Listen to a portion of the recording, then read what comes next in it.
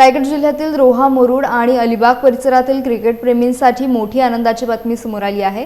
महेंद्र शेठ दळवी फाउंडेशनच्या वतीने वीर दमदार आमदार प्रीमियर लीग 2026 या भव्य डे नाईट ओव्हरआर्म क्रिकेट स्पर्धेचे आयोजन करण्यात आले आहे।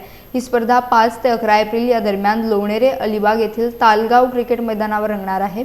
या स्पर्धेत विजेत्या संघाला 5,55,555 रुपये व चषक देण्यात येणारे, उपविजेत्या संघाला 2,22,222 रुपये आणि चषक देण्यात येणार आहे। तसेच तृतीय आणि चतुर्थ क्रमांकासाठी देखील विशेष बक्षिसे ठेवण्यात आली आहेत। उत्कृष्ट फलंदाज, गोलंदाज आणि नवोदित खेळाडूंना देखील आकर्षक बक्षिसे देण्यात येणार आहेत। अंतिम विजेत्या संघ मालकासाठी विशेष बक्षीस म्हणून 4 चाकी वाहनही देण्यात येणार आहे। या स्पर्धेमुळे स्थानिक खेळाडूंना आपले कौशल्य दाखवण्याची मोठी संधी मिळणार आहे।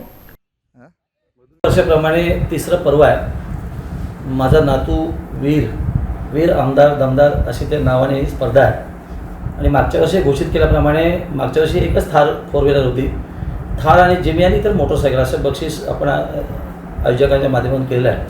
पण ही स्पर्धा मर्यादित आहे, म्हणजे अलिबाग, मुरुड, रोहा इथल्याच क्रिकेट खेळाडूंना त्याच्यामध्ये संधी दिली गेली आहे। तर 32 संघांना आपण त्याच्यामध्ये पार्टिसिपेट केले, म्हणजे सहभाग दिला आहे। आणि त्याच्या ओनर सिस्टीमने आपण केलं आहे। एक आगळीवेगळी स्पर्धा आहे की महाराष्ट्रामध्ये त्याचं नाव आज चर्चेलं जातं, त्याचा सार्थ अभिमान निश्चित आहे। अतिशय शिस्तबद्ध असं तो कार्यक्रम आपण नियोजित केला जातो।